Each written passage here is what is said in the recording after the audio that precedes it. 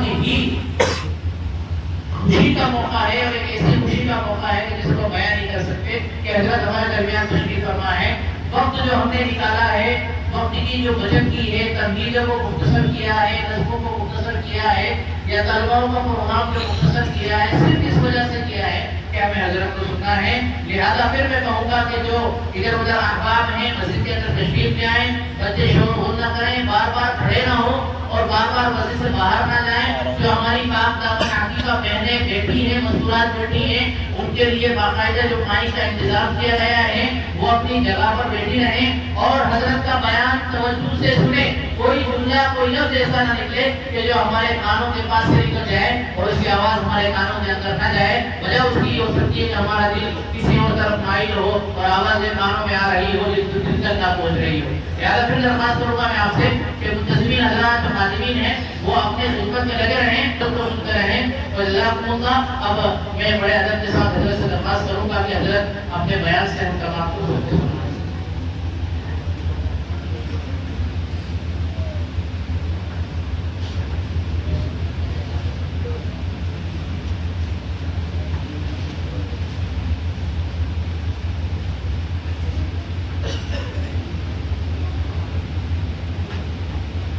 السلام علیکم ورحمۃ اللہ وبرکاتہ. نحمده ونصلي على رسوله الكريم. اما بعد اعوذ بالله من الشیطان الرجیم. بسم اللہ الرحمن الرحیم. قال اللہ تبارک وتعالى في القرآن المجید والفرقان الحمید. وما ارسلناک الا رحمۃ للعالمین. محترم حضرات، جناب حاجی حشمت صاحب، جناب حافظ سیف اللہ صاحب، جناب مولانا اسلم صاحب اور آپ تمام حضرات برادران ملت اور محترم ماؤں بہنوں،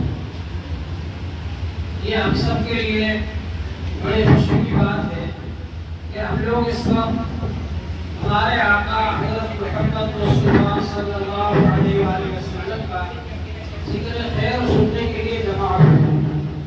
حضور پاک صلی اللہ علیہ وآلہ وسلم کا جب ذکر مبارک کیا جاتا ہے تو سبھی کو خوشی ہوتی ہے، کیونکہ حضور صلی اللہ علیہ وآلہ وسلم سب کے لیے رحمت بن کر تشریف لائے. اللہ تعالی نے آپ کو رحمت للعالمین فرمایا، تمام عالموں کے لیے رحمت بن کر تشریف لایا. جس طرح سے حضور پاک صلی اللہ علیہ وآلہ وسلم عرب کے لوگوں کے لیے رحمت بن کر تشریف لائے، غیر عرب کے لیے عجم کے لوگوں کے لیے بھی رحمت بن کر کے تشریف لائے. حضور پاک صلی اللہ علیہ وآلہ وسلم انسانوں کے لیے بھی رحمت بن کر تشریف لائے، جنات کے لیے بھی رحمت بن کر کے تشریف لائے، فرشتوں کے لیے بھی رحمت بن کر کے تشریف لائے، اور انسانوں کے جتنے بھی طبقات ہیں سب کے لیے آپ رحمت بن کر تشریف لائے. حضور پاک صلی اللہ علیہ وآلہ وسلم اس طرح سے مردوں کے لیے رحمت بن کر تشریف لائے، خواتین کے لیے اور عورتوں کے لیے بھی رحمت بن کر کے تشریف لائے. حضور پاک صلی اللہ علیہ وآلہ وسلم کے تشریف لانے سے پہلے عرب کے اندر بچیوں کو دفن کر دیا جاتا تھا، پیدا ہوتے سے ہی دفن کر دیا جاتا تھا. اور حضور پاک صلی اللہ علیہ وآلہ وسلم کے تشریف لانے سے پہلے عرب کے علاوہ دوسری مختلف خواتین کی کوئی عزت نہیں تھی، کوئی احترام نہیں تھا. حتیٰ کہ وہ یورپ جو آج سب سے زیادہ نعرہ لگا رہا ہے کہ عورتوں کی آزادی ہونا چاہیے، عورتوں کے حقوق ہونا چاہیے، یورپ کے اندر بھی حضور صلی اللہ علیہ وآلہ وسلم کے تشریف لانے سے پہلے ایک بہت بڑی کانفرنس ہوئی، بہت بڑا اجتماع ہوا، لوگ جمع ہوئے، بڑے بڑے فلاسفہ، سائنسداں، عقل مند جمع ہوئے، دانشور، اس بارے میں غور کرنے کے لیے کہ عورت کیا چیز ہے. اور سب نے غور کر کے یہ فیصلہ کیا کہ عورت ہے تو انسان لیکن اس کا کوئی حق نہیں ہے، تو جاندار مگر اس کا کوئی حق نہیں. وہ صرف اس لیے پیدا ہوئی کہ مرد کی خدمت کرے. لیکن حضور پاک صلی اللہ علیہ وآلہ وسلم جب تشریف لائے تو آپ نے عرب لوگوں کو اس بات سے منع کیا کہ وہ لڑکیوں کو زندہ دفن کریں. لڑکیوں کو زندہ دفن کرنے سے آپ نے منع فرمایا. اور بلکہ عرب لوگ تو بچوں کو بھی قتل کر دیتے تھے. اللہ تعالی نے فرمایا وَلَا تَقْتُلُوا أَوْلَادَكُمْ خَشْيَةَ إِمْلَاقٍ. اور اپنی اولاد کو خرچ کے ڈر سے قتل نہ کرو. تم کو بھی کھلانے والا ان کو بھی کھلانے والا اللہ تعالی ہے. اللہ تعالی رزق دینے والا ہے. تو اللہ تبارک و تعالی نے حضور پاک صلی اللہ علیہ وآلہ وسلم کو سب کے لیے رحمت بنا کر کے بھیجا. انسانوں کے لیے بھی جانوروں کے لیے بھی. حضور پاک صلی اللہ علیہ وآلہ وسلم نے جانوروں کے حقوق بھی بیان فرمائے. حضور پاک صلی اللہ علیہ وآلہ وسلم نے غیر مسلموں کے حقوق بھی بیان فرمائے. پڑوسیوں کے حقوق بھی بیان فرمائے. حضور پاک صلی اللہ علیہ وآلہ وسلم کا جب ذکر خیر آتا ہے تو آپ کے ذکر سے سب کو خوشی ہوتی ہے. حتیٰ کہ جو دوسرے مذہبوں کو ماننے والے ہیں ان کو بھی خوشی ہوتی ہے. اس لیے کہ ان کی کتابوں کے اندر بھی حضور پاک صلی اللہ علیہ وآلہ وسلم کا ذکر موجود ہے. حضرت ابراہیم علیہ السلام نے اللہ تعالیٰ سے دعا کی تھی کہ اللہ تعالیٰ ایک رسول بھیج کے میرے اولاد میں, اور وہ رسول کی جو انہوں نے صفات اور جو نشانیاں اور جو خوبیاں بیان فرمائی تھی وہ سب خوبیاں اور نشانیاں اللہ تعالیٰ نے جب حضور پاک صلی اللہ علیہ وآلہ وسلم کو بھیجا تو وہی خوبیاں آپ کے بارے میں اللہ تعالیٰ نے ارشاد فرمائی کہ آپ کے اندر وہ خوبیاں اور وہ نشانیاں اور وہ صفات ہیں جو ابراہیم علیہ السلام نے دعا میں ذکر کی. حضرت موسیٰ علیہ السلام نے فرمایا کہ آخری نبی نہیں ہوں, میرے بعد ایک اور نبی آنے والے ہیں. ان کے منہ میں بھی اللہ تعالیٰ اسی طرح اپنا کلام ڈالے گا جیسا اللہ تعالیٰ نے میرے منہ میں کلام ڈالا. اسی طرح سے حضرت عیسیٰ علیہ السلام کی پیشن گوئی قرآن پاک میں موجود ہے. وَمُبَشِّرًا بِرَسُولٍ يَأْتِي مِن بَعْدِهِ اسْمُهُ أَحْمَدُ. حضرت عیسیٰ علیہ السلام خوشخبری دینے والے ہیں ایسے رسول کی جو بعد میں آئیں گے اور ان کا نام احمد ہوگا. حضرت عیسیٰ علیہ السلام پر جو کتاب نازل ہوئی انجیل, اس میں حضور پاک صلی اللہ علیہ وآلہ وسلم کا نام فارقلیت ذکر کیا گیا, اور فارقلیت کے معنی ہے احمد. ہمارے ہندوستان میں جو مذہب پائے جاتے ہیں ان کی مذہبی کتابوں کے اندر بھی حضور پاک صلی اللہ علیہ وآلہ وسلم کا ذکر موجود ہے. ہو سکتا ہے کہ یہ جو آئے ہو کسی زمانے میں اللہ کی طرف سے نبی بن کر آئے ہو, یا اللہ کے جو نبی آئے ہو انہوں نے ان کو اپنا نائب بنا کر تبلیغ کے لیے بھیجا ہو, اور بعد میں لوگوں نے ان کو ہی اپنا معبود بنا لیا, ان کی ہی عبادت شروع کر دی.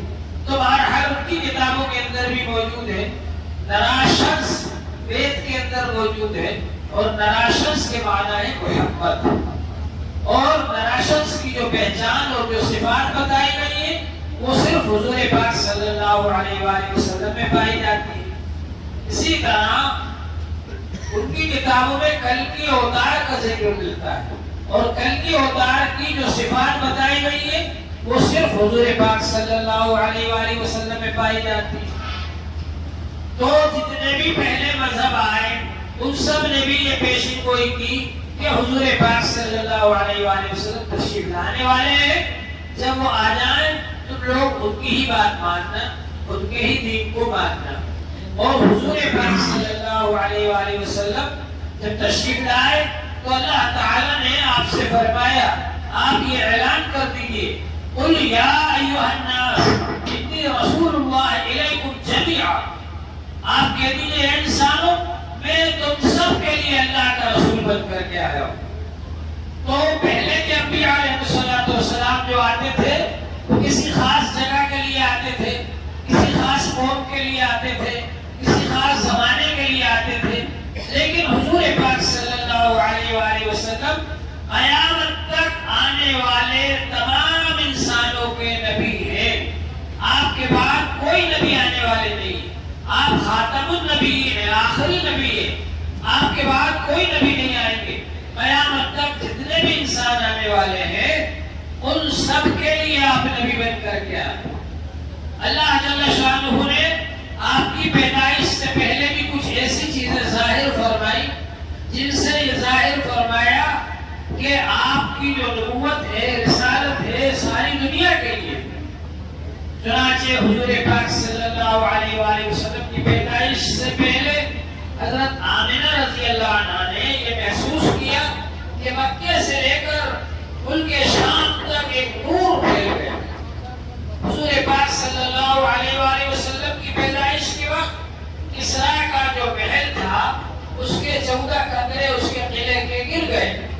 حضور پاک صلی اللہ علیہ وآلہ وسلم کی پیدائش کے وقت کسریٰ کے قلعے میں درار پڑ گئی۔ حضور پاک صلی اللہ علیہ وآلہ وسلم کی پیدائش کے وقت جو آگ ایرانیوں نے برسوں سے جلا رکھی تھی اور اس کی پوجا کرتے تھے، وہ آگ بجھ گئی۔ یہ سب باتیں اس کو ظاہر کر رہی تھی کہ حضور پاک صلی اللہ علیہ وسلم جو دین لے کر کے آئیں گے وہ مشرق سے مغرب تک پھیلے گا۔ حضور پاک صلی اللہ علیہ وآلہ وسلم جو حق لے کر کے آئیں گے اس کے سامنے باطل ختم ہو جائے۔ اللہ نے دین حق کے ساتھ حضور پاک صلی اللہ علیہ وآلہ وسلم کو بھیجا، اور اس لیے بھیجا لِيُظْهِرَهُ عَلَى الدِّينِ كُلِّهِ، تاکہ تمام دینوں پر آپ کا دین غالب آ جائے۔ چنانچہ حضور پاک صلی اللہ علیہ وسلم کا دین حضور کے زمانے میں ہی سب جگہ پھیل گیا، اور حضور صلی اللہ علیہ وسلم کے بعد بھی ساری دنیا کے اندر پھیل گیا، اور آج بھی حضور پاک صلی اللہ علیہ وسلم کا دین دلائل کے اعتبار سے سب سے زیادہ مضبوط ہے، سب سے زیادہ قوی ہے، سب سے زیادہ طاقتور ہے۔ اور حضور پاک صلی اللہ علیہ وسلم کا جو دین ہے وہ ایسا دین ہے کہ جو قیامت تک چلے گا۔ اس لیے اللہ تعالی نے حضور پاک صلی اللہ علیہ وآلہ وسلم کے ہاتھ سے ایسے معجزات ظاہر کروائے جن سے ظاہر ہو کہ جس طرح سے یہ دین اونٹوں کے زمانے میں چلتا تھا، اس طرح ہوائی جہاز کے زمانے میں اور راکٹوں کے زمانے میں، اور اسی طرح سے سائنس کے زمانے میں بھی یہ دین چلے گا۔ چنانچہ حضور پاک صلی اللہ علیہ وآلہ وسلم کی پیدائش سے پہلے جب ابرہہ نے آ کر حملہ کیا مکہ شریف پر اور یہ چاہا کہ کعبے کو ڈھا دے، گرا دے، اللہ جل شانہ نے چھوٹے چھوٹے پرندوں ابابیل کے ذریعے سے ان کے منہ میں اور گلوں میں کنکری دے کر کے بھیجا، اور انہوں نے آ کر کنکریاں برسائی، اور اس کی وجہ سے وہ ہاتھیوں والا لشکر وہ بھوسا بن گیا، کھائے ہوئے بھوسے کی طرح سے ہو گیا، جس کا ذکر اللہ تعالیٰ نے سورہ الم تری کیف کے اندر فرمایا ہے۔ تو اللہ تبارک و تعالیٰ نے یہ ظاہر کر دیا کہ اللہ تعالیٰ اپنی قدرت سے اس دین کو غالب کر کے رہے گا۔ حضور پاک صلی اللہ علیہ وآلہ وسلم سے عرب کے لوگوں نے مطالبہ کیا کہ اگر آپ نبی ہیں تو چاند کے 2 ٹکڑے کر دیجیے۔ تو حضور پاک صلی اللہ علیہ وآلہ وسلم نے چاند کی طرف اشارہ فرمایا، اس کے 2 ٹکڑے ہو گئے۔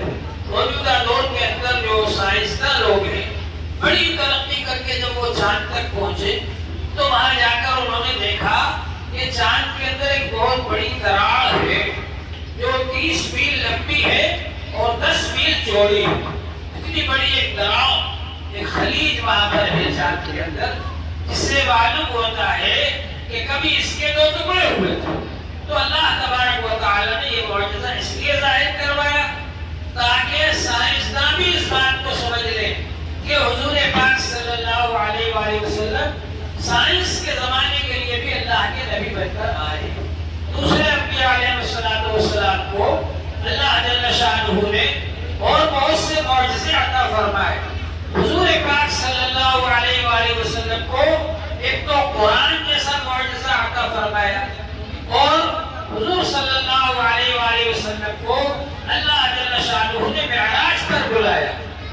اس لیے بلایا معراج پر تاکہ سائنسداں بھی اس بات کو سمجھ لیں کہ تم تو زیادہ سے زیادہ ترقی کر کے چاند تک جا سکتے ہو، لیکن حضور پاک صلی اللہ علیہ وآلہ وسلم چاند سے بہت اوپر، سورج سے بہت اوپر، آسمانوں سے بہت اوپر، سدرۃ المنتہا سے بہت اوپر، حتیٰ کہ عرش کے قریب تک پہنچے، اور اللہ جل شانہ سے آپ نے ہم کلامی کا شرف حاصل کیا۔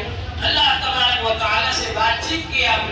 اللہ جل شانہ کا دیدار کیا، اللہ تبارک و تعالی سے آپ نے بات چیت کی اور اپنی عبادتیں اللہ کے حضور میں پیش کی۔ التحیات للہ والصلوات والطیبات، تمام قولی عبادتیں، تمام مالی عبادتیں، تمام بدنی عبادتیں سب اللہ کے دربار میں حاضر ہیں۔ تو اس موقع پر اللہ تعالی کی جانب سے آپ سے یہ کہا گیا السلام علیکہ ایھا النبی ورحمۃ اللہ وبرکاتہ، اے نبی صلی اللہ علیہ وآلہ وسلم آپ پر اللہ تعالی کی طرف سے سلام ہو اور رحمتیں ہوں اور برکتیں ہوں۔ اور حضور پاک صلی اللہ علیہ وآلہ وسلم نے جب یہ دیکھا کہ اللہ کی طرف سے سلامتی اور رحمتیں اور برکتیں اس پر ہو رہی تو آپ نے فرمایا السلام علینا وعلی عباد اللہ الصالحین، رحمت اور برکت اور سلامتی ہم سب پر ہو اور اللہ کے نیک بندوں پر ہو۔ پہلے ہم جیسے گناہگاروں کو شامل فرما لیا، پھر اللہ کے نیک بندوں کو الگ سے بھی ذکر فرمایا۔ دنیا کے اندر اگر کوئی تھوڑا سا بڑا عہدہ حاصل کر لیتا ہے اپنے دوستوں کو بھول جاتا ہے، لیکن اتنے بڑے مقام پر معراج میں پہنچنے کے بعد بھی حضور پاک صلی اللہ علیہ وآلہ وسلم نے اپنی امت کو یاد رکھا، اور اللہ جل شانہ نے حضور پاک صلی اللہ علیہ وآلہ وسلم کو 3 تحفے دیے۔ ایک تحفہ تو یہ دیا کہ جو بھی آدمی کفر و شرک نہیں کرے گا، خالص ایمان لے کر کے آئے گا، میں اس کو جنت میں داخل کروں گا، جہنم سے نجات دوں گا۔ ایک تحفہ یہ دیا کہ 50 وقت کی نمازیں فرض فرمائیں۔ ایک تحفہ یہ دیا کہ سورہ بقرہ کی آخر کی آیتیں عطا فرمائیں۔ جب حضور پاک صلی اللہ علیہ وآلہ وسلم یہ تحفے لے کر چلے تو چھٹے آسمان پر جاتے وقت بھی حضرت موسیٰ علیہ السلام سے ملاقات ہوئی تھی، آتے وقت پر ان سے ملاقات ہوئی۔ انہوں نے پوچھا کیا دیا اللہ تعالیٰ نے، کیا تحفہ دیا؟ تو بتایا کہ 50 وقت کی نمازیں دی۔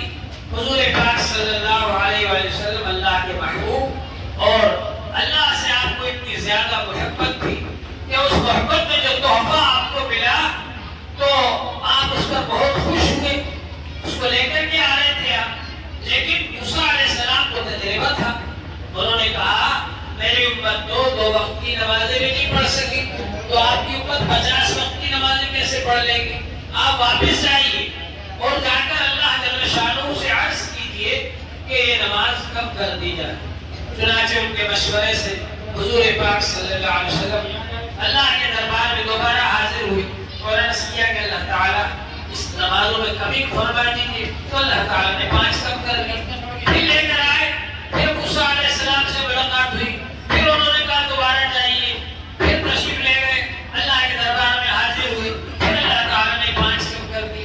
اسی طرح سے بار بار جاتے رہے اور 5 نمازیں کم ہوتی رہی اور آخر میں صرف 5 نمازیں رہ گئی۔ تو اللہ جل شانہ نے فرمایا جاؤ 5 نمازیں جو پڑھے گا اس کو بھی میں 50 نمازوں کا ثواب دوں۔ اب آپ واپس تشریف لائے، پھر موسیٰ علیہ السلام نے کہا کہ اور جائیے آپ، تو آپ نے کہا میں اتنی بار گیا کہ اب مجھے حیا آتی ہے جاتے ہوئے، شرم آتی ہے کہ اب جاؤں میں، اور یہ بھی ڈر تھا کہ 5 نمازیں کم ہوئی، کہیں ایسا نہ ہو کوئی پوری 5 کم ہو جائے تو کوئی تحفہ ہی نہیں بچے گا امت کے لیے۔ اور یہ پورے واقعے سے ایسا لگتا ہے کہ اللہ تعالیٰ کو یہ مقصود تھا کہ حبیب صلی اللہ علیہ وسلم بار بار اللہ تعالیٰ کے حضور میں حاضر ہوں، اس بہانے سے بار بار حاضر ہوں۔ چنانچہ اس طرح حضور پاک صلی اللہ علیہ وآلہ وسلم 5 وقت کی نمازیں لے کر کے تشریف لائے، اور ایک خاص واقعہ یہ ہوا کہ مسجد اقصیٰ میں تمام انبیاء علیہ السلام جمع ہوئے۔ بعض علماء کرام فرماتے ہیں کہ آپ نے مسجد اقصیٰ سے جاتے وقت، معراج کے لیے روانہ ہوتے وقت آپ نے نماز پڑھائی، اور بعض علماء کہتے ہیں معراج سے واپس جب تشریف لائے آپ مسجد اقصیٰ میں سب انبیاء علیہ السلام جمع تھے، اس وقت آپ نے نماز پڑھائی۔ بہرحال جو بھی ہے تو آپ نے وہاں پر امامت فرمائی، تمام انبیاء علیہ السلام وہاں پر تشریف فرما تھے۔ اس سے ظاہر ہوا کہ آپ کے آنے سے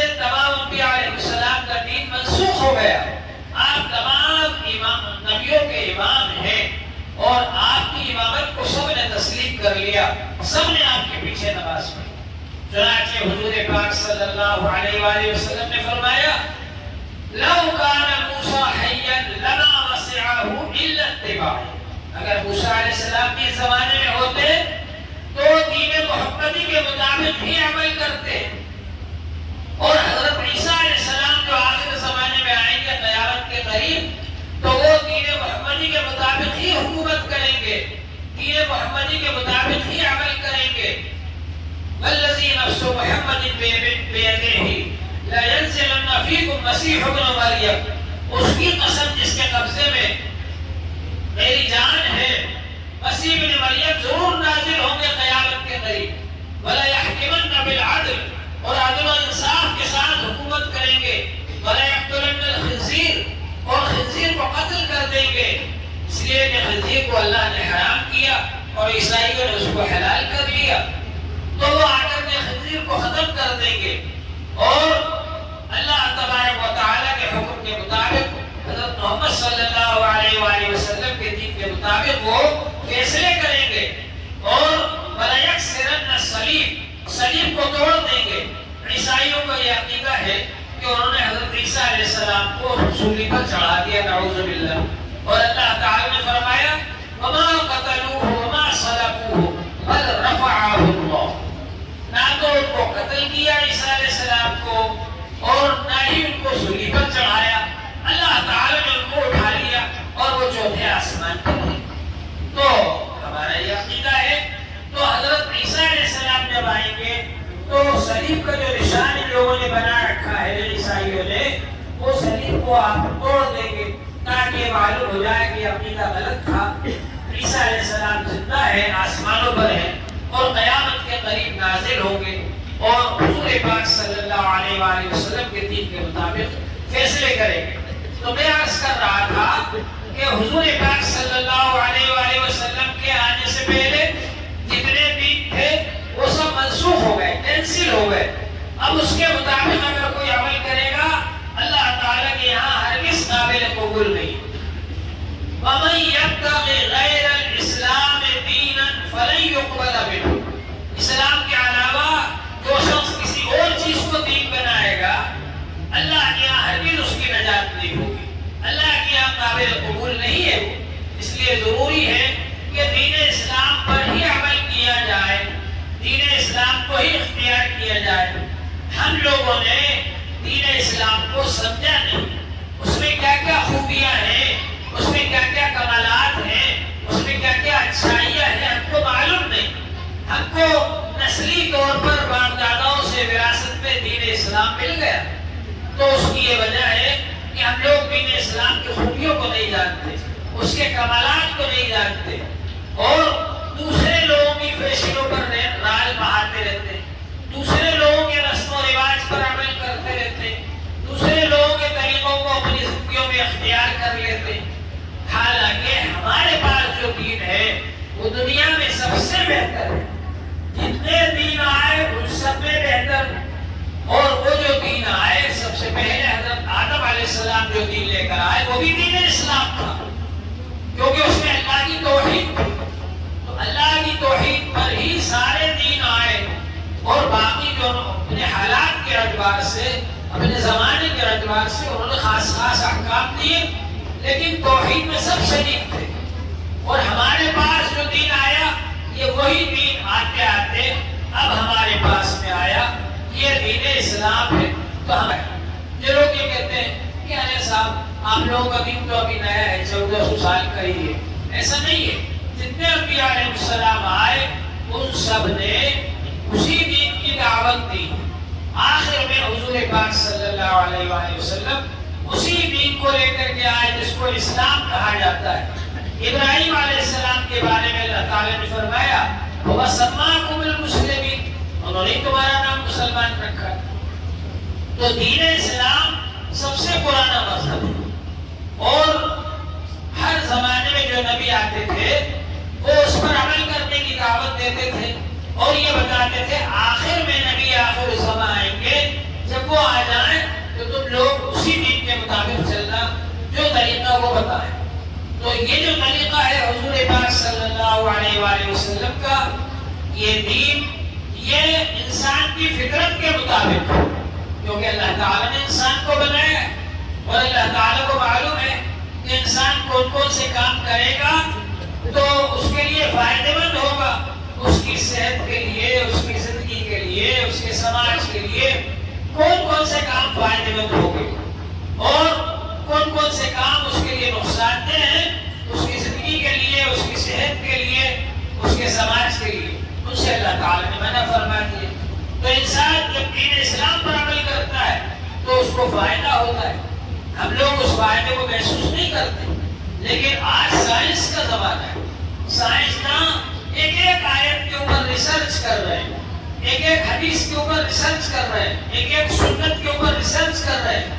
حضور پاک صلی اللہ علیہ وآلہ وسلم نے یہ کام کیوں کیا، اس سے انسان کو کیا فائدہ ہے، اس کی صحت و تندرستی میں اور اس کے زندگی میں اور اس کے سماج میں انسان کو اس سے کیا فائدہ ہے، ریسرچ کر رہے ہیں اس پر۔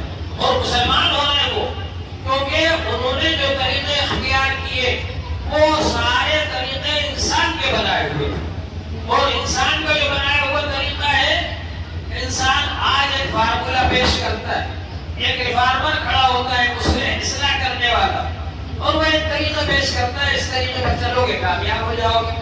لیکن جب وہ طریقہ پریکٹیکل طور پر آتا ہے، میدان میں عمل میں آتا ہے، تو معلوم ہوتا ہے اس پر عمل کرنے سے تو انسانوں کو بڑا نقصان ہو رہا ہے، پھر وہ اس کو بدل دیتے ہیں اور دوسرا طریقہ بتاتے ہیں۔ لیکن اللہ تعالیٰ نے جو دین بھیجا ہے، اللہ تعالیٰ انسان کے خالق ہے، مالک ہے، انسان کو بنایا ہے، اللہ تعالیٰ کو معلوم ہے کہ انسان کون سا کام کرے گا تو اس کے لیے فائدہ مند ہوگا، کون سا کام کرے گا اس کے لیے نقصان دہ ہوگا۔ تو اللہ تعالیٰ نے جو کام انسان کے فائدے کے لیے ان کے کرنے کا حکم دیا، اور جو کام انسان کے لیے نقصان دینے والے ان کے کرنے سے منع فرما دیا۔ تو یہ دین جو حضور صلی اللہ علیہ وآلہ وسلم نے کرا ہے، اس دین پر چلنے میں انسان کا فائدہ ہی فائدہ ہے، اور جن کاموں سے بچنے کا حکم فرمایا ان سے بچنے میں انسان نقصان سے بچ جاتا ہے۔ مثال کے طور پر آپ حضرات یوں سمجھیے کہ ایک آدمی ہے وہ ایک جگہ سے بکری خرید کر کے لا رہا ہے۔ اب جب وہ بکری خرید کر کے لا رہا تھا تو راستے میں 3 ٹھگ بیٹھ گئے کہ ہاں اس سے بکری چھڑانا ہے۔ ایک ٹھگ نے کہا کہ ارے میاں یہ کتا کہاں لے جا رہے ہو؟ تو اس نے کہا کہ بھائی کتا نہیں بکری ہے۔ آگے چلا، ایک اور ٹھگ مل گیا تو اس نے کہا کہ ارے کتا کہاں لے جا رہے؟ اس نے کہا ارے کتا نہیں ہے بکری ہے۔ پھر اور آگے چلا، پھر ایک ٹھگ مل گیا، اس نے کہا ارے کتا کہاں لے جا رہے؟ تو اس نے سوچا کہ ایسا تو نہیں ہے، میری غلطی پر ہو اور یہ کتا ہی ہو، تو وہی چھوڑ کر کے چلا گیا۔ تو جو لوگ آج دین اسلام کی مخالفت کرتے اور مسلمانوں سے کہتے ہیں کہ ہمارے ساتھ آ جاؤ، گھر واپس آ جاؤ، وہ لوگ دین اسلام سے ہم کو ہٹانا چاہتے ہیں اور ان کے پاس کچھ نہیں ہے۔ ہم کو کیونکہ دین اسلام کی خوبی، اس کے کمالات، اس کی اچھائیاں معلوم نہیں ہے، اس لیے بعض بیچارے مسلمان جاہل قسم کے، نادان قسم کے ان کے ساتھ واپس چلے جاتے ہیں، اور لوگ یہ سمجھتے ہیں اس کو بڑا چڑھا کر بتایا جاتا ہے کہ اتنے مسلمان انہوں نے اسلام کو چھوڑ دیا۔ جو اسلام کو سمجھنے والا ہے وہ کبھی اسلام کو نہیں چھوڑ سکتا، اس لیے کہ اسلام نے آپ کو جو فائدہ پہنچایا ہے، جو آپ کے لیے اللہ کے احکامات دیے ہیں، وہ نہ تو کوئی مذہب دے سکتا، نہ ہی کوئی فیشن دے سکتی، نہ ہی کوئی اور رسم و رواج دے سکتا، نہ ہی کوئی اور طریقہ دے سکتا۔ اسلام نے ایسا بہترین نظام زندگی آپ کو دیا ہے۔ مثال کے طور پر ایک نظام مالیات، آپ نے سنا ہوگا کہ روس جو اب ہے وہاں پر پہلے کمیونزم کی حکومت تھی۔ کمیونزم نے بڑا دعویٰ کیا کہ ہم پیٹ کا مسئلہ حل کریں گے، لیکن وہ پیٹ کا مسئلہ بھی حل نہیں کر پائے۔ کمیونزم کیا کہتا ہے؟ کمیونزم آپ کو مال کا مالک ہی نہیں مانتا۔ کمیونزم تو یہ کہتا ہے کہ سارے کے سارے انسان حکومت کے غلام ہیں، حکومت کا کام کریں اور حکومت ان کو کھانے کھلائے گی، جہاں حکومت سولہ ماس ہو جائے، جو بچے بچے ہوں گے وہ بھی حکومت کے ہوں گے، وہ بھی حکومت کے غلام ہوں گے، حکومت ان کو پرورش کرے گی، ان سے بھی کام لے گی۔ اللہ تعالیٰ نے جو نظام بنا کر بھیجا، حضور پاک صلی اللہ علیہ وآلہ وسلم نے حلال مال کمانے کو فرض قرار دیا۔ طلب کسب الحلال فریضۃ بعد الفریضہ، اور حضور پاک صلی اللہ علیہ وآلہ وسلم نے آپ کو اپنے مال کا مالک مانا ہے۔ آپ اپنے مال کے مالک ہیں، جو مال آپ نے کمایا تجارت سے، کھیتی سے، ملازمت سے، مزدوری سے، جو مال آپ نے کمایا اس کے آپ مالک ہیں۔ پھر اس کو آپ اللہ کے لیے خرچ کریں، اچھے کاموں میں خرچ کریں، اپنی ضروریات میں، کھانے پینے میں، بیوی بچوں کی ضروریات میں خرچ کریں، اور اس میں سے ایک خاص مقدار میں جو اللہ تعالیٰ نے بتایا زکوٰۃ ادا کریں، اور غریبوں کے اوپر آپ اپنے حساب سے جو صدقہ خیرات خرچ کریں۔ تو ان کو اسلام نے آپ کو مالک مانا۔ امریکہ کے اندر جو سرمایہ دارانہ نظام چل رہا ہے، سود لے لے کر مالدار آدمی اپنا مال بڑھاتا جا رہا ہے، بڑھاتا جا رہا ہے، بڑھاتا جا رہا ہے، اور غریب آدمی سود لے دے کر غریب ہوتا جا رہا ہے، غریب ہوتا جا رہا ہے، غریب ہوتا جا رہا ہے۔ اس لیے امریکہ کے اندر جس طرح سے وہاں کالے گوروں کی لڑائی ختم نہیں ہو رہی، ایسے ہی امریکہ کے اندر مزدوروں کی اور غریبوں کی اور مالداروں کی لڑائی ختم نہیں ہو رہی، کیونکہ سود لینے کی وجہ سے غریب کے دل میں مالدار آدمیوں کے بارے میں حسد پیدا ہو گئی، اور وہ لڑنے مارنے کو، مرنے مارنے کو تیار، اور مالدار آدمی جو ہے وہ اپنا مال غریبوں سے لے لے کر بڑھاتا چلا جا رہا ہے۔ تو غریبوں کی اور مالداروں کی لڑائی امریکہ میں چل رہی ہے، وہ ختم نہیں ہوگی۔ اسلام نے کیا بتایا؟ اسلام نے بتایا کہ آپ نے جو مال کمایا اس کے آپ مالک ہیں، اور اس کو آپ اپنے پاس رکھیں، اپنے بیوی بچوں پر خرچ کریں، اپنی ضروریات پر خرچ کریں۔ آپ کی ضرورت سے بچا ہوا جو مال سال بھر تک رکھا رہے وہ زیادہ مال ہے، اس میں سے آپ 2.5% غریب پر خرچ کریں، تو اس کے ذریعے سے غریبوں کے دل میں مالداروں کی محبت پیدا ہوگی اور آپس میں جوڑ پیدا ہوگی۔ یہ بتلایا اسلام۔ تو مالیات کا نظام اور پیٹ کا نظام بھی وہ لوگ صحیح طور پر حل نہیں کر سکے۔ اسی طرح سے ان لوگوں نے یہ اعلان کیا اور یہ نعرہ دیا کہ عورتوں کو آزادی ملنا چاہیے، اور عورتوں کو آزادی کے نام پر بازار میں لے آئے، دکانوں پر لا کر کے بٹھا دیا، نوکریوں میں لا کر کے بٹھا دیا، عورتوں کو کمانے کا ذمہ دار بنا دیا انہوں نے کہ عورتیں کما کر لائیں۔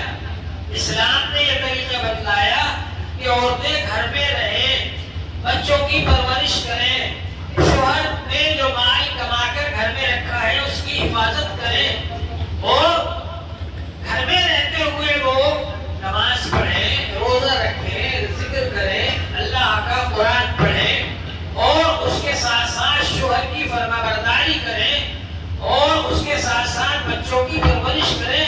اسی میں ان کو عبادت کا ثواب مل جائے۔ مردوں کو جو جنازے میں جانے کا ثواب ملے گا، مردوں کو جو جہاد میں جانے کا ثواب ملے گا، اور مردوں کو جو بازار میں کما کر لانے کا ثواب ملے گا، اتنا ہی ثواب عورتوں کو گھر بیٹھے مل جائے۔ اسلام نے اتنا اچھا نظام بنایا۔ حضور پاک صلی اللہ علیہ وآلہ وسلم نے ارشاد فرمایا، المرأة راعیۃ علی ولدہا، عورت ذمہ دار ہے اپنے بچے کی۔ ارشاد فرمایا، المرء راع علی اہل بیتہ، آدمی ذمہ دار ہے اپنے پورے گھر والوں کا، اور عورت ذمہ دار ہے اپنے بچے کی پرورش کرے۔ اور حضور پاک صلی اللہ علیہ وآلہ وسلم نے ارشاد فرمایا، ان المرأة اذا صلت خمسها وصامت شهرها واطاعت بعلها فلتدخل من ای ابواب الجنة الشهر۔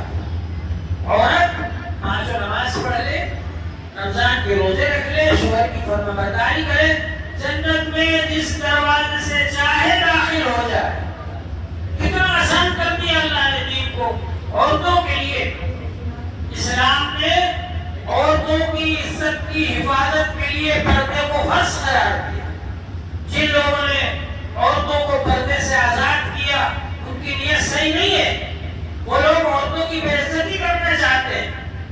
آج آپ دیکھیے ہر اخبار کے اندر، ہر ٹی وی کے اندر عورتوں کو ننگا کر کے اور ان کے ذریعے سے اپنی تجارت اور اپنے بزنس کا پرچار کرایا جاتا ہے کہ فلاں جگہ پر یہ چیز بکتی ہے، فلاں جگہ پر یہ چیز بکتی ہے. پرچار کرنے والی عورتیں ہوتی ہیں جو کہ صحیح سے کپڑے بھی پہنے ہوئے نہیں ہوتی، ایسی عورتوں سے پرچار کرایا جاتا ہے. تو مغربی ملکوں نے اور فیشن پرستوں نے عورتوں کو بازار میں لا کر کھڑا کر دیا اور عورتوں کو اپنی ہوس کا شکار بنا دیا. اور مغربی ملکوں کے اندر آپ جا کر کے دیکھ لیں کہ وہاں پر کیا ہوتا ہے. ان کے ہاں نکاح کا نظام بالکل ختم ہو گیا. اور فرینڈ بازی کا مطلب دوستی کر لیتے ہیں عورتوں سے اور کچھ دنوں کے بعد میں ان کو چھوڑ دیتے ہیں. نکاح کے ذریعے سے ایک دوسرے کے ساتھ بندھن میں بندھ جاتے ہیں اور نکاح کا جو معاہدہ ہے وہ زندگی بھر کا ہوتا ہے کہ آپ زندگی بھر ایک دوسرے کے ساتھ میں رہیں گے. اور نکاح کے ذریعے سے شوہر کے اوپر حقوق مقرر ہوتے ہیں کہ آپ بیوی کا خرچ اٹھائیں گے، آپ بیوی کے ساتھ رہیں گے، ہر سکھ دکھ میں اس کا ساتھ دیں گے آپ. اور جو بچے ہوتے ہیں ان کی پرورش شوہر کے ذمہ ہوتی ہے. جبکہ یورپین ملکوں کے اندر اور مغربی ملکوں کے اندر جو فرینڈ بازی کے ساتھ میں ساتھ رہتے ہیں لوگ تو وہ کوئی ذمہ داری محسوس نہیں کرتے. عورت الگ کمانے جا رہی ہے، آدمی الگ کمانے جا رہا ہے، دوستی ہو گئی، ساتھ رہنے لگے، بچے پیدا ہو گئے، جب تک چاہ ساتھ رہے، جب چاہ الگ ہو گئے. تو جوانی میں تو وہ عورتوں کو قریب کر لیتے ہیں اور ان سے اپنی خواہش پوری کرتے ہیں اور اس کے بعد میں جب عورت پوری ہو جاتی ہے اس کو تنہا چھوڑ دیتے ہیں اور وہ بیچاری سسک کر مر جاتی ہے. اور جو بچے پیدا ہوتے ہیں کیونکہ وہ بغیر نکاح کے پیدا ہوئے، نکاح سے اگر پیدا ہوتے ان کا رشتہ ثابت ہوتا، ان کا خاندان بنتا. لیکن جب وہ بغیر نکاح کے پیدا ہوئے تو وہ تو بغیر کسی رشتے کے کوئی رشتہ ان کا ثابت نہیں ہوا. حتیٰ کہ ماں باپ بھی ان کو چھوڑ کر الگ ہو جاتے ہیں اور وہ بچے بے سہارا ہو جاتے ہیں، وہ عورتیں بے سہارا ہو جاتی ہیں. آپ دیکھیں گے کہ مغربی ملکوں کے اندر، امریکہ وغیرہ میں، یورپین ملکوں میں زیادہ تر خودکشی کرنے والی وہ عورتیں ہوتی ہیں جن عورتوں نے کہ جوانی میں کسی کے ساتھ رہنے کو پسند کیا، بعد میں وہ چھوڑ کر چلا گیا. یا وہ بچے ہوتے ہیں جن کا کوئی رشتہ ثابت نہیں ہوتا. اسلام نے پردے کو فرض قرار دیا. پردہ کرو، یہ عورت کی عزت کی حفاظت کے لیے اسلام نے نکاح کا نظام جاری فرمایا اور اس لیے جاری کیا کہ نکاح سے جو بچہ پیدا ہوگا اس کا نسب باپ سے ثابت ہوگا. الولد للفراش وللعاہر الحجر.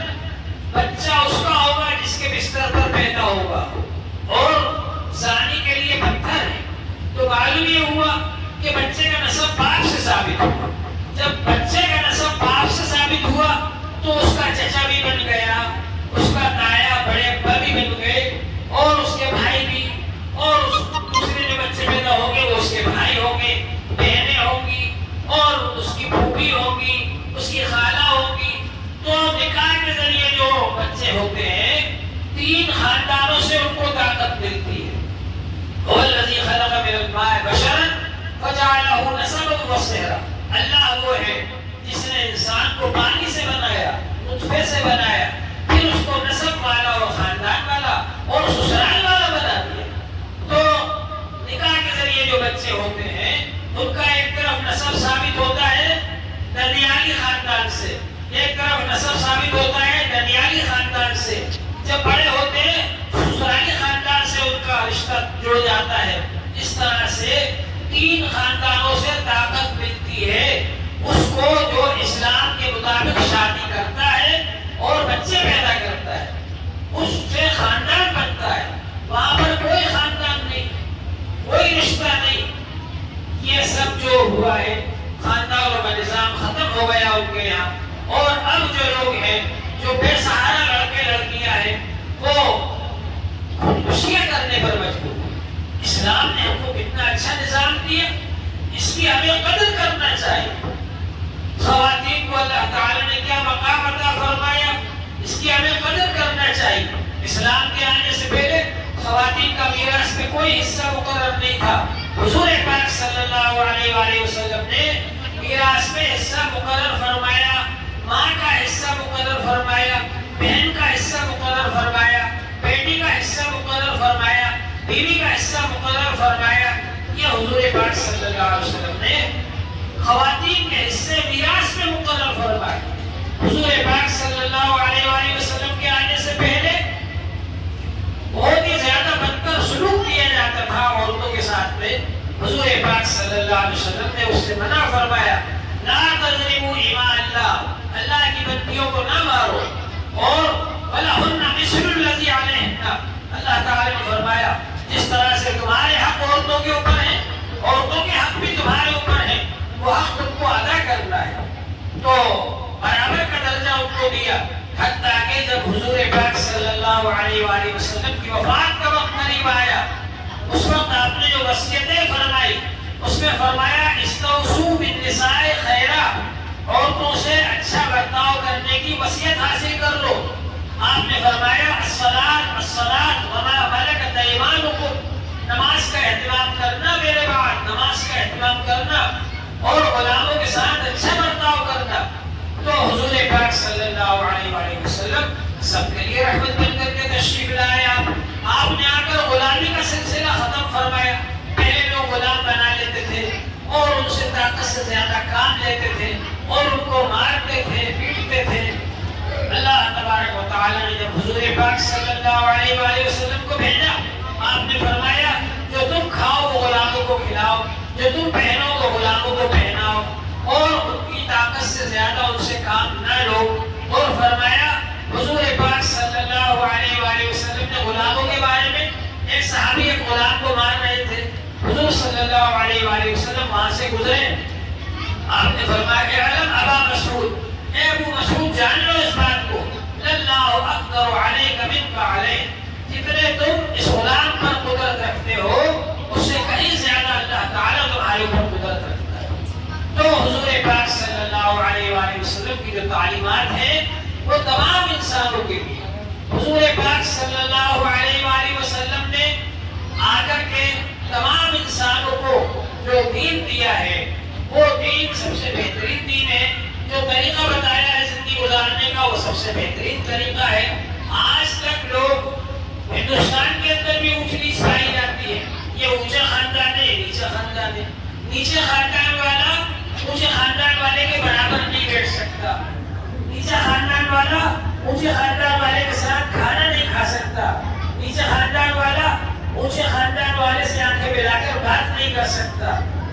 اللہ تبارک و تعالی نے فرمایا یا ایھا الناس انا خلقناکم من ذکر و انثی وجعلناکم شعوبا وقبائل لتعارفوا ان اکرمکم عند اللہ اتقاکم. اے انسانوں, ہم نے تم سب کو ایک ماں باپ سے بنایا اور تمہارے خاندان اور برادریاں اور قبیلے بنائے, اس لیے تاکہ ایک دوسرے کو پہچان لو, لیکن اس بات کو سمجھ لو ان اکرمکم عند اللہ اتقاکم, سب سے زیادہ عزت والا اللہ کی نظر میں وہ ہے جو سب سے زیادہ تقوی والا ہو, جس کے دل میں اللہ کا خوف ہو, جو اللہ سے زیادہ ڈرنے والا ہو, وہ اللہ کی نظر میں زیادہ عزت والا ہے.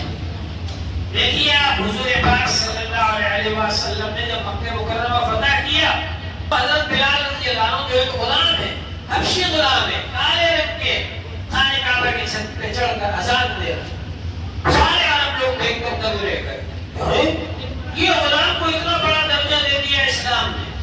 تو اللہ تبارک و تعالی نے ہم کو جو دین عطا فرمایا ہے, یہ دین سب کے لیے رحمت بن کر کے آیا ہے. حضرت خواجہ معین الدین اجمیری رحمۃ اللہ علیہ جب ہندوستان تشریف لائے تو یہاں بہت زیادہ چھوٹ چھاٹ پائی جاتی تھی. جب وہ آئے تو انہوں نے سب کو گلے سے لگایا, جو بھی آتا تھا اس کو گلے سے لگاتے تھے. اب لوگوں نے سوچا ارے یہاں کے لوگ تو ہم کو قریب نہیں بیٹھنے دیتے, ہمارے سائے سے بھاگتے ہیں, اور یہ کیسے بزرگ ہیں جو ہم کو گلے سے لگاتے. مسلمان ہو گئے لوگ, لاکھوں آدمی حضرت خواجہ اجمیری رحمۃ اللہ علیہ کے ہاتھ پر مسلمان ہو گئے. کیوں کہ وہ دین رحمت لے کر آئے, وہ رسول پاک صلی اللہ علیہ وآلہ وسلم کا طریقہ لے کر آئے تھے. آج ضرورت ہے اس بات کی کہ ہمیں میں سے ہر آدمی یہ سمجھے کہ میں حضور صلی اللہ علیہ وآلہ وسلم کا امتی ہوں، حضور صلی اللہ علیہ وآلہ وسلم کا غلام ہوں، حضور صلی اللہ علیہ وآلہ وسلم جو دین دے کر کے گئے ہیں وہ دین میرے عمل سے، میرے اخلاق سے، میرے معاملے سے، میرے طریقے سے غیروں تک پہنچنا چاہیے۔ یہ نمازیں جو ہم پڑھتے ہیں مسجد کے اندر ہوتی ہیں، لیکن جو معاملات ہم کرتے ہیں وہ مسجد کے باہر ہوتے ہیں، اور ان معاملات کو دیکھ کر لوگ ہم سے نفرت کرنے لگے کہ یہ کیسے مسلمان ہیں، دھوکہ دیتے ہیں۔ حضور صلی اللہ علیہ وآلہ وسلم نے فرمایا من غشنا فلیس منا، جو ہم کو دھوکہ دے وہ ہم میں سے نہیں۔ حضور پاک صلی اللہ علیہ وآلہ وسلم نبی بنائے جانے سے پہلے اتنی صداقت اور امانت کے ساتھ آپ نے زندگی گزاری کہ سارے عرب کے لوگ نبی بنائے جانے سے پہلے آپ کو صادق اور امین کہتے تھے، سچے اور امانت دار۔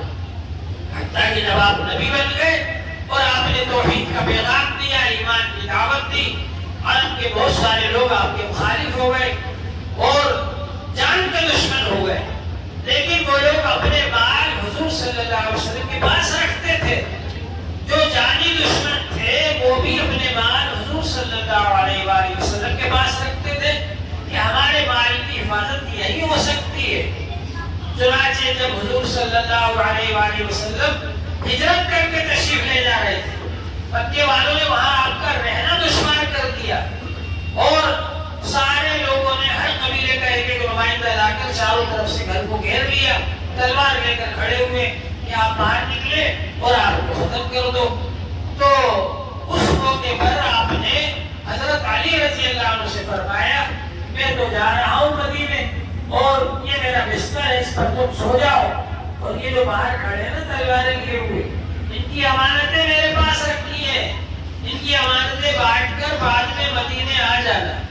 اب جیسے کوئی ہوتا عاشق رسول تو کہتا ارے صاحب آپ تو جا رہے اور مجھے یہاں پھنسا کے جا رہے جی۔ اب لوگوں کا تو عشق رسول ایسے ہی ہے نا کہ میٹھا میٹھا آپ تو اگر ہم میں سے کوئی ہوتا تو کہتا ارے صاحب آپ تو جا رہے ہو مجھے یہاں پھنسا کے جا رہے۔ حضرت علی رضی اللہ عنہ فون بہت اچھا بستر پر لیٹ گئے۔ کسی نے پوچھا حضرت علی رضی اللہ عنہ سے کبھی آپ کو سکون کی نیند آئی؟ انہوں نے کہا ہاں ایک دن نیند آئی جب حضور پاک صلی اللہ علیہ وآلہ وسلم نے فرمایا کہ میں جا رہا ہوں تم یہاں پر سو جاؤ، صبح امانتیں بانٹ کر آنا۔ تو مجھ کو یقین ہو گیا کہ صبح تک میں زندہ رہوں گا۔ اس سے پہلے جب بھی میں سوتا تھا تو یہ سوچتا تھا کہ ہو سکتا ہے صبح اٹھوں کہ نہیں اٹھوں، صبح مجھے زندگی ملے کہ نہیں ملے۔ لیکن اس دن حضور پاک صلی اللہ علیہ وآلہ وسلم نے فرمایا تھا صبح امانتیں بانٹ کر آنا۔ اس کو یقین ہو گیا کہ صبح تک تو میں زندہ رہوں گا، لہٰذا میں پاؤں پھیلا کے خوب آرام سے سو۔ ہجرت کی رات حضور پاک صلی اللہ علیہ وسلم باہر نکلے، دیکھا کہ لوگ تلواریں لیے ہوئے کھڑے ہوئے کہ آپ باہر نکلے تو اکثر طلب کرتے ہیں۔ آپ باہر نکلے اور یاسین شریف پڑھتے ہوئے وجعلنا من بین ایدیہم سدا ومن خلفہم سدا، یہ آیت پڑھتے ہوئے آپ نکلے۔ اللہ نے ان کے درمیان اور آپ کے درمیان ایسی دیوار حائل کر دی وہ آپ کو نہیں دیکھ سکتے اور آپ ان کے سامنے سے نکل کر چلے۔ اور اس کے بعد آپ ہمارے شور میں رہے 3 دن، پھر وہاں سے آپ مدینہ شریف تشریف لائے۔ مدینہ شریف آنے کے بعد حضور پاک صلی اللہ علیہ وآلہ وسلم نے مدینے کے یہودیوں کو، مدینے کے نصرانیوں کو سب کو جوڑ کر کے اور ایک قانون بنایا جس کو میثاق مدینہ کہا جاتا ہے، اسلامی حکومت قائم کیا اور اس کا ایک قانون بنایا۔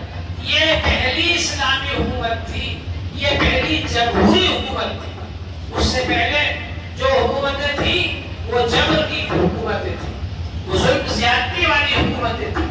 حضور پاک صلی اللہ علیہ وسلم نے مدینے آ کر سب سے پہلے جو حکومت قائم فرمائی وہ عدل و انصاف والی حکومت قائم فرمائی، وہ جمہوری حکومت قائم فرمائی جو سب کے مشورے سے چلے۔ چنانچہ اس کے اندر یہودیوں کو آزادی دی گئی کہ یہودی اپنے مذہب پر جیسا چاہے عمل کریں، حتیٰ کہ یہودیوں کا اگر کوئی مقدمہ حضور پاک صلی اللہ علیہ وآلہ وسلم کے پاس آتا تھا تو آپ ان کی کتاب منگواتے تھے تورات، اور ان کی کتاب